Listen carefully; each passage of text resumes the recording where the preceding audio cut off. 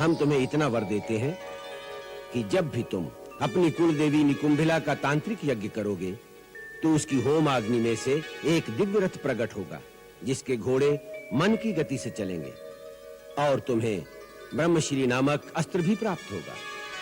तुम जब भी उस रथ पर आरूढ़ रहोगे कोई न तुम्हें परास्त कर सकेगा न मार सकेगा। हमारा यह वरदान स्वीकार कर लो वत्स। मुझे स्वीकार है। हे इंद्रजीत, निकुंभिला के स्थान पर पहुंचने और वहां हवन संबंधी कार्य पूर्ण करने से पहले जो शत्रु तुम्हें मारने के लिए आक्रमण करेगा उसी के हाथ से तुम्हारा वध होगा, यह भी याद रखना। यदि कोई देवी के गुप्त स्थान पर पहुंचेगा तो ही आक्रमण करेगा ना? प्रभु, इसी प्रकार उसकी मृत्यु का विधान किया गया है। यही अवसर है कि लक्ष्मण भैया अपने मुख्य योद्धाओं और सेना सहित उन पहाड़ों में स्थित निकुंभिला के मंदिर पर इसी समय आक्रमण करें। भीषण काका, देशद्रोही और कुलद्रोही तो सुने थे परंतु संतान द्रोही नहीं सुना था। आज तुमने वो पद भी प्राप्त कर लिया है। मैं तुम्हारे पुत्र तुल्य हूँ, फिर भी मेरे गुप्त और मार्मिक स्थानों पर जहाँ लंका के साधारण वासी भी नहीं पहुंच सकते, आज तुम वहां शत्रु को ले आए हो। हाँ,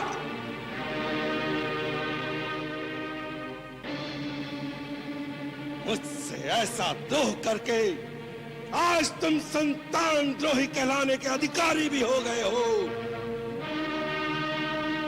अरे हे राक्षस राजकुमार, तुम्हारा जन्म इसी माटी में हुआ।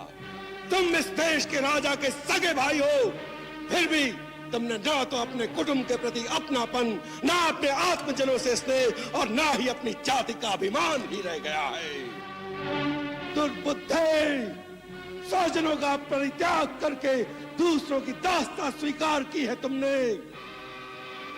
अपने कुल की मर्यादा, देश की मर्यादा का हनन करने वाले द्रोही, धिक्कार है तुम पर। मेघनाद, तुमने स्वयं कभी बड़ों का सम्मान करना नहीं सीखा और दूसरों को मर्यादा का पाठ सिखाने जा रहे हो।